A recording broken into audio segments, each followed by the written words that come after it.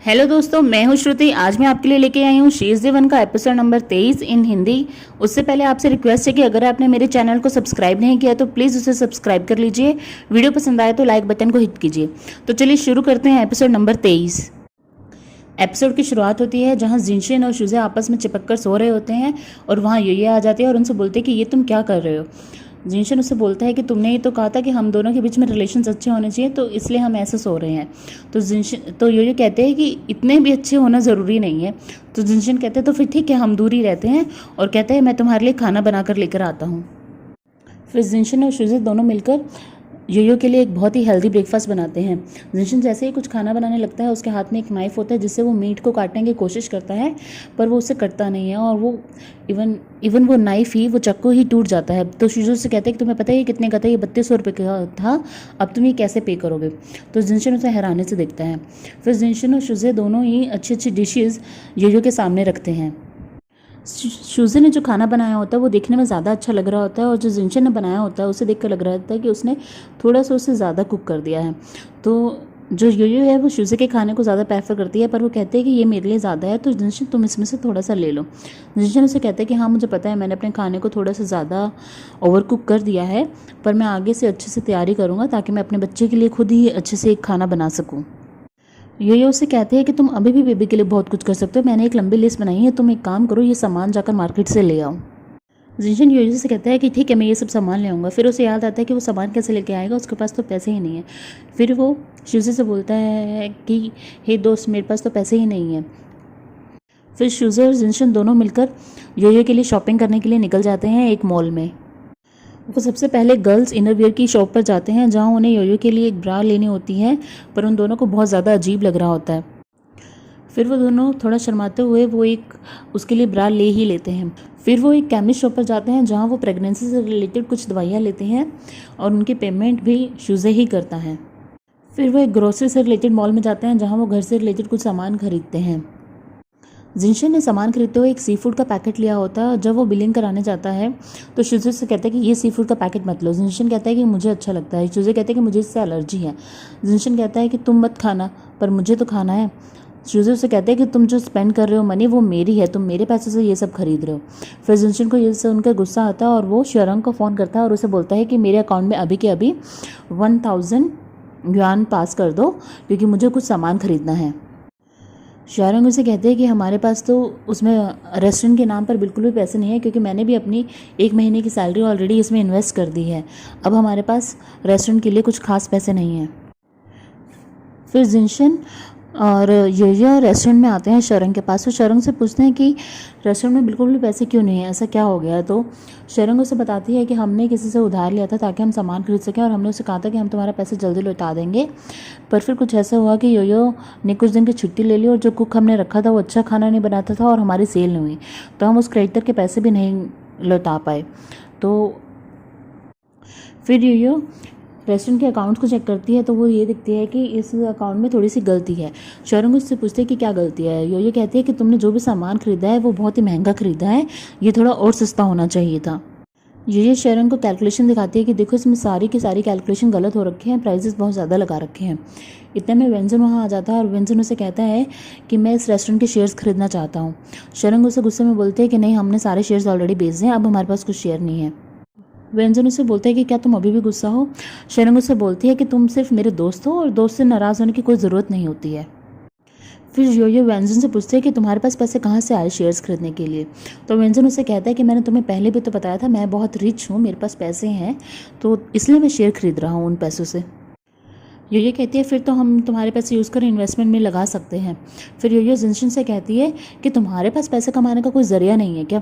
फिर जिनशन वो कार्ड व्यंजन को वापस दे देता है और कहता है कि हम तुम्हारे पापा के पैसे यूज़ नहीं करेंगे। व्यंजन कहता है ये पापा के पैसे नहीं हैं, ये मेरी सारी इनकम है जो मैंने अब तक कमाई है। मैंने ये सारी इनकम अपने गर्लफ्रेंड के लिए सेव की थी, पर अब लगता है इसकी शायद कोई ज़रूरत नहीं है क्योंकि वो मुझे छोड़कर जा चुकी है, इसलिए मैं सोच रहा हूँ ये मनी इन्वेस्ट ही कर दूँ कहीं। तो ये कहते हैं कि हाँ, हम तुम्हारी इन्वेस्टमेंट को एक्सेप्ट करते हैं। और वो शरंग से कहती है शरंग तुम व्यंजन के साथ जाओ और शेयर्स का एग्रीमेंट बना लो। व्यंजन कहता है ये सारे के सारे शेयर्स मैं शरंग के नाम पर ही लेना चाहता हूँ। शरंग कहती है क्या, ये तुम क्या बोल रहे हो? व्यंजन उसे कहते हैं कि तुमने ही तो कहा था ना हम दोनों दोस्त हैं, तो मैं अपने दोस्त के नाम पर शेयर्स तो ले ही सकता हूँ। फिर योयो वेंजन और शेरंग को धक्के से भेज देते कि तुम जाओ जल्दी से हमारे डेटर्स, हमारे जो जितने भी उधार हैं उन सबको निपटा कर आओ। फिर वेंजन और शेरंग दोनों मिलकर एक सब्जी मंडी में जाते हैं जहाँ उन्होंने सब्जियां खरीदी हुई थी और उनका बिल अभी तक पे नहीं हुआ था।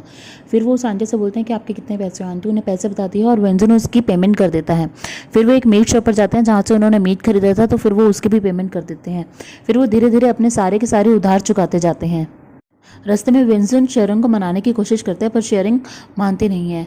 फिर वो धीरे धीरे उसका हाथ पकड़ने की कोशिश करती है बट शेरंग अपना हाथ हटा लेती है और मुस्कुरा कर आगे चली जाती है। फिर वो दोनों एक रेस्टोरेंट में बैठकर कुछ खा रहे होते हैं। विंसन शेरंग को कहता है कि देखो, पुरानी आदतें धीरे धीरे बदली भी जा सकती हैं, मैं तुम्हारे लिए अपने आप को बदल लूँगा। शेरंग उसे कहती है कि अगर तुम नहीं बदल पाए तो। फिर विंसन उसे कहता है कि तुम मुझे बदल देना फिर धीरे धीरे। ये कहते हुए वो शेरंग के पास बैठ जाता है। शेरंग उसे कहती है कि मैं तुम्हें सुधारूं, तो चलो ठीक है, एक काम करो, तुम अपनी आंखें बंद करो और अपना मुंह खोलो। फिर शेरंग उसे उसके मुंह में कुछ डाल देती है और जैसे ही व्यंजन उसे चबाता है उसे बहुत ही गंदा टेस्ट आता है। शेरंग उसे कहती है कि जब तुम मेरे साथ खाना खाओ तो तुम्हें बिल्कुल भी पिकी होने की ज़रूरत नहीं है, जो भी खाना बना हो तुम्हें वही सब खाना पड़ेगा। इतने में व्यंजन के पास ऑफिस से फ़ोन आता है और वो भागा भागा ऑफिस पहुंचता है। और वो जैसे ही ऑफिस में एंटर करता है तो वो देखता है कि वहाँ पर वेन लेंगे मौजूद है। वेन लेंगे व्यंजन से पूछता है कि जिनशन कैसा है, तो व्यंजन बताता है कि जिनशन तो ठीक है, पर क्या आप उसे दादाजी के बारे में कुछ नहीं बताएंगे। वेन लेंगे उसे कहता है कि दादाजी की ये सब हालत मेरी वजह से हुई है, मुझे ये समझ नहीं आ रहा कि मैं उसे सब कुछ ये सब बता कैसे पाऊँगा। और अब वैसे भी जिनशन और योयो ने अपनी लाइफ दोबारा से शुरू कर दी है अपने तरीके से। मैं नहीं चाहता वो किसी भी वजह से परेशान हो इस कंपनी की काम की वजह से। विंजन उसे कहते हैं कि शायद जिनसन आपसे मिलना चाहता हो, तो लेंगे उसे कहता है कि मुझे नहीं पता कि मैं उसे कैसे फेस करूँगा। विंजन उसे कहते हैं कि मैं आपके फैमिली मैटर्स में इंटरफेयर नहीं करना चाहता था, मुझे माफ़ कर दीजिए। वेन लेंगे उसे कहता है कि यहाँ पर कुछ ही लोग हैं जो मेरा भला चाहते हैं, जो मुझे सही तरीके से ट्रीट करते हैं, उनमें से तुम एक हो।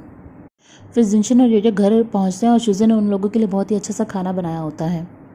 शुजो से बोलता है कि तुम भी खाना खा सकते हो जिनशन। जिनशन कहता है कि मैं तुम्हारे सारे पैसे वापस लौटा दूंगा, तुम ये सब रिकॉर्ड करके रख लो। तो शुजो से कहता है कि ठीक है, तुम अभी तो ये खा लो, पर ये सोफ़ा जहाँ रात को हम सोए थे, ये सोफ़ा मेरा है और ये किचन भी मेरी है, तुम इनमें नहीं आओगे। जिनशन कहता है ठीक है। फिर वो तीनों इकट्ठे बैठकर डिनर करते हैं। इधर वेन लेंगे हॉस्पिटल में पहुँचता है जहाँ दादाजी ऑलरेडी होते हैं और वो बीमार लेटे होते हैं। वेन लेंगे को इस बात का बहुत अफसोस होता है कि उसकी वजह से दादाजी की ये हालत हुई है। वो दादाजी का हाथ पकड़ता है और उनसे कहता है कि अगर मैं और रियान सिया आपस में मिलकर एक छोटे से शहर में अपनी बची हुई ज़िंदगी बिताते तो शायद आपकी आज ये हालत ना होती। आप और भाई दोनों मिलकर एक अच्छी सी ज़िंदगी जी रहे होते। मुझे विश्वास है कि आप और भाई आगे अच्छी सी ज़िंदगी जियोगे भी। दादाजी, आपको बहुत जल्दी ठीक होना होगा। और वो ये कहकर हॉस्पिटल से चला जाता है। इधर जिनशन और शुजे आपस में बात कर रहे होते हैं और शुजे से कहते हैं कि ये सब खाना मैंने बनाया है, तो जिनशन ये सारे बर्तन तुम धो। तो जिनशन कहता है कि हमारी ये बात हुई थी ना, हम मिलकर काम करेंगे, तो एक काम करना, तुम आज सारे बर्तन धो दो और कल मैं तुम्हें डिशवेयर खरीद के दे दूंगा। शुजे कहते हैं कि तुम्हारे पास पैसे भी हैं। तो जिनशन से कहते हैं कि मैंने कहा है ना, तुम मेरे अकाउंट में ये सब पैसे लिख लो, मैं तुम्हें बाद में लौटा दूंगा।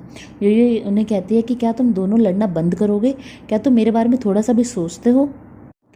फिर जिनशन शुजे की तरफ मुस्कुराते हुए बोलता है कि ठीक है, आज मैं तुम्हारी मदद कर दूंगा बर्तन धोने में।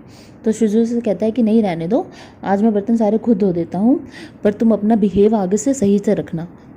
अगर तुमने अपने नेचर को नहीं सुधारा तो मैं भी खतरनाक रूप ले लूँगा। अगली सुबह योयो उठती है और जिनशन ने उसके लिए बहुत ही अच्छा ब्रेकफास्ट बनाया हुआ था और शुजे भी वहाँ आ जाता है और शुजे भी उसे कहता है कि तुमने आज बड़ा अच्छा ब्रेकफास्ट बना रखा है। जिनशन से कहता है कि हाँ, मैं धीरे धीरे अपना काम सुधार रहा हूँ। उसके बाद योयो और जिनशन दोनों रेस्टोरेंट के लिए शॉपिंग करने के लिए निकल जाते हैं। जिनशन योयो को बड़े प्यार से ही सब्जी वाली कार्ट में बिठाता है और वो उस कार्ट को चलाता है। फिर वो दोनों एक सब्जी मंडी में पहुंचते हैं जहां वो आंटी से सब्जी के लिए बात करते हैं। तो इस बार तो जिनशन बहुत ही अच्छे तरीके से बार्गेनिंग करता है और उसे बताता है कि आपकी कॉस्ट सिर्फ 1.8 युआन आती है, और पर आप मुझे 2 युआन चार्ज कर सकती हैं, जिससे आपको भी थोड़ा प्रॉफिट रहेगा। तो आंटी मान जाती है और उन्हें ये सब सामान देने को तैयार हो जाती है। फिर आंटी को लगता है कि ये दोनों एक मार्केटिंग मैनेजर है, इसलिए वो बाकी सब लोगों को कह देता है कि ये जो कपल आ रहा है, ये मुझे लगता है कि मार्केटिंग मैनेजर है, तो तुम इससे कोई प्रॉफिट चार्ज मत करना, वरना हम सबको दिक्कत होगी। तो वहाँ की सभी दुकानें उन दोनों को बहुत ही सस्ते रेट पर सारा सामान दे देती हैं और जिनशन और योयो का खर्चा बहुत कम आता है पहले के मुकाबले। फिर जिनशन योयो को एक रेस्टोरेंट में लेके जाने लगता है, तो योयो उसे रोक लेती है। योयो उसे कहते हैं कि हमने जितने भी पैसे बचाए हैं, अगर हम यहाँ अपना खाना खाएंगे तो सारे ही पैसे ख़त्म हो जाएंगे। तो जिनशन उसे कहते हैं कि इतनी मेहनत करने के बाद क्या हम खाना भी ना खाएं। तो योयो उसे कहते हैं कि चलो हम अपने रेस्टोरेंट चलते हैं और मैं वहाँ तुम्हें कुछ अच्छा सा बनाकर खिलाती हूँ। फिर वो दोनों अपने रेस्टोरेंट पर पहुँच जाते हैं और योयो उसके लिए डिश बनाती है, जिस डिश को देखकर जिनशन कहते हैं कि क्या तुमने मेरे लिए ये डिश बनाई है। योयो उसे कहते हैं कि तुम ट्राई तो करो। जिनशन जैसे उस डिश को खाता है उसे वो बहुत ही टेस्टी लगती है। वो उसे कहते हैं कि तुम तो किसी भी शेफ़ को फेल कर सकते हो, ये बहुत ही अच्छी डिश है। फिर वो योयो से कहते हैं कि क्या मैं तुम्हारे रेस्टोरेंट में वेटर का काम कर सकता हूँ। तो योयो से कहते हैं कि क्या तुम मुझसे मजाक कर रहे हो। जिनशन योयो से कहता है कि मैंने काफ़ी सारी लैंग्वेज पढ़ी हुई हैं और मुझे काफ़ी सारी लैंग्वेजेस आती हैं, तो इसलिए मेरा वेटर बनना सही रहेगा, इससे हमारे कस्टमर्स को भी खुशी होगी। तो योयो कहते हैं कि सच में क्या तुम्हें सारी लैंग्वेज आती हैं। तो जिनशन से कहते हैं हाँ मुझे काफ़ी लैंग्वेजेस आती हैं, तो मैं कल से वेटर का काम करता हूँ। अगली सुबह येशुआ योयो के रेस्टोरेंट में आती है ब्रेकफास्ट करने के लिए। तो जैसे ही वो मेन्यू उठाती है तो वहाँ पर एक वेटर आता है। वो वेटर जिनशन ही होता है। वो दोनों एक दूसरे को देखकर हैरान हो जाते हैं। इधर विंसन शेरांग और योयो को बताता है कि आज योशिया हमारे यहाँ पर ब्रेकफास्ट करने आई है और जिनशन वेटर बनकर उससे ऑर्डर लेने गया है। येशुआ जिनशन से पूछते हैं कि तुम यहाँ क्या कर रहे हो। जिनशन उससे बताता है कि मैं योयो की हेल्प कर रहा हूँ, तो तुम मुझे बता सकते हो अब तुम्हें क्या खाना है, तुम अपना ऑर्डर मुझे लिखवा दो। येशुआ जिनशन से बोलती है कि तुमने ये वेटर वाले कपड़े क्यों पहन रखे हैं, क्या तुम ऐसी लाइफ जीना चाहते थे। जिनशन उससे कहता है कि हाँ मैं बेशक ऐसी ही लाइफ जीना चाहता था। येशुआ जिनशन से कहते हैं कि तुम मुस्कुरा कर ये दिखावा मत करो कि तुम बहुत खुश हो। इधर ये शरंग और व्यंजन उसकी बातें सुन रहे होते हैं और ये व्यंजन और शरंग से कहते हैं कि क्या वो सच में दिखावा कर रहा है। हो सकता है कि वो दिखावा ही कर रहा हो मुस्कुरा कर कि मैं वेटर का काम कर रहा हूँ और उसे वो काम पसंद ना हो। व्यंजन और शरंग बोलते हैं कि हो सकता है कि वो डिप्रेशन में हो और अपना दुख को खुशी के पीछे छुपा रहा हो। ये कुछ बातें सोचते हैं कि जिसमें कस्टमर्स जिनशन को बहुत सुना रहे होते हैं, बट जिनशन उनकी बातों पर ध्यान नहीं देता है। तो उसे लगता है कि हो सकता है कि जिनशन डिप्रेशन में ही हो। फिर वो व्यंजन और शारंग से बोलती है कि मैं चाहती हूँ मेरे बच्चे का बाप उसके साथ ही रहे और ठीक ढंग से रहे, हमें कुछ ना कुछ ऐसा करना चाहिए जिससे वो डिप्रेशन से बाहर आ जाए। फिर रात हो जाती है और जिनशन उन सबको बोलता है कि मैं अब सब्ज़ी खरीदने जाता हूँ, क्योंकि रात को सब्ज़ी का रेट और कम हो जाता है और हमें ज़्यादा डिस्काउंट भी मिलेगा। तो वो चला जाता है ये सब बोलकर। और फिर इधर योयो शरंग और व्यंजन से डिस्कस करते हैं कि मुझे लगता है कि हमें जिनशन को एज अ वेटर नहीं रखना चाहिए, हमें उसे कुछ और काम देना चाहिए, वरना उसका डिप्रेशन बढ़ता जाएगा। फिर वो तीनों अपनी अपनी पोजीशन को एक बोर्ड पर लिखते हैं जिसमें वो अपनी अपनी पोजीशन देखते हैं। वो बताते हैं कि यो तो सीईओ और शेफ़ का काम कर रही है और शरंग सीईओ एंड वेटर का काम कर रही है और मैं सीईओ एंड सीएफओ का काम कर रहा हूँ। तो हम एक काम करते हैं, अपने सीईओ की पोजीशन हम सब जिनशन के नाम पर कर देते हैं। तो फाइनली ये डिसाइड हो जाता है कि अगले दिन से जिनशन एक सीईओ का काम करेगा और योयो एक कुक का काम करेगी, शरंग एक वेटर का काम करेगी। अगली सुबह वो तीनों जाकर जिनशन को बताते हैं कि आज से तुम चीफ अकाउंटिंग एग्जीक्यूटिव और ऑपरेशनल ऑफिसर हो, यहाँ के सारे डिसीजन तुम ही लोगे। जिनशन ने कहता है कि हम चारों के बीच में ये डिग्रीज होनी ज़रूरी है। वो कहते हैं कि हाँ इन सब की बहुत ज़रूरत है। वो तीनों जिनशन को वेटर का काम करने से मना कर देते हैं और उसे बार बार रोकते रहते हैं। जिनशन हैरानी से देखता रहता है कि ये तीनों मुझे कुछ काम क्यों नहीं करने दे रहे हैं। रात को रेस्टोरेंट बंद होने के बाद जिनशन उन तीनों से कहता है कि मुझे पता है कि तुम ये सब इसलिए कर रहे हो कि तुम्हें लग रहा है कि मुझे बहुत बुरा लग रहा होगा कि कहाँ मैं पहले सीईओ की पोजीशन पे था और कहाँ एक वेटर की पोजीशन पे आ गया हूँ, पर मैं तुम्हें बताना चाहता हूँ कि मुझे ये काम कर कर बहुत खुशी मिल रही है। उन तीनों को बिल्कुल भी विश्वास नहीं होता और उन्हें लगता है कि जिनशन अभी भी डिप्रेशन में है। तो शरंग उसे कहते हैं कि चलो हम सब बाहर चलते हैं, कुछ खाते पीते हैं, गाते हैं और मस्ती करते हैं। जिनशन भी मन में सोचता है कि हाँ शायद यही चीज़ हम तीनों के बीच में डिफरेंस को ख़त्म कर सकती है। तो वो कहता है कि चलो हम चलते हैं, पर योयो वहाँ नहीं जा सकती क्योंकि योयो प्रेग्नेंट है, तो ये हमारे बेबी के लिए सही नहीं है। योयो एग्री हो जाती हैं और वो तीनों एक रेस्टोरेंट में जाते हैं जहाँ वो एक सेपरेट रूम में बहुत ड्रिंक करते हैं और बहुत सिंगिंग करते हैं और बहुत इंजॉय करते हैं। फिर व्यंजन और शरंग दोनों ही बहुत नशे में होते हैं और व्यंजन उसे छोड़ने के लिए घर पर आता है और शरंग उसे घर पर ही रोक लेती है और उसे कहती है कि तुम इतनी जल्दी क्यों जाना चाहते हो। तो व्यंजन उसे कहते हैं कि अगर मैं अभी नहीं गया तो बहुत ज़्यादा खतरा हो जाएगा। तो शरंग उसे कहते हैं कि कौन खतरे में आ जाएगा, मैं या तुम। व्यंजन उसे कहता है कि ऑफकोर्स तुम खतरे में आ जाओगी, हम दोनों ने बहुत शराब पी हुई है और हम कहीं कुछ ऐसा ना करते जिससे तुम्हें अगली सुबह उठकर बहुत ही दुख हो। बट शरंग ये सब नहीं मानती और वो व्यंजन के ऊपर आ जाती है और उसे किस कर लेती है और वो उसे 2-3 बार किस करती है। फिर व्यंजन भी अपना कंट्रोल खो देता है और उन दोनों के बीच में उस रात को रिलेशंस बन जाते हैं। उधर जिनशन भी घर पहुंचता है और वो देखता है कि योयो अभी तक सोए नहीं है। वो योयो से पूछता है कि तुम अभी तक सोए नहीं। तो योयो से कहता है कि मैं तुम्हारा इंतज़ार कर रही थी। फिर जिनशन उसे बोलता है कि मुझे पता है कि तुम्हें ऐसा लग रहा है कि मैं अपनी पुरानी लाइफ को नहीं भुला पा रहा हूँ और अपनी करंट लाइफ के साथ सेट नहीं हो पा रहा हूँ, पर ऐसी कोई बात नहीं है, मुझे अपनी करंट लाइफ बहुत ज़्यादा पसंद आ रही है।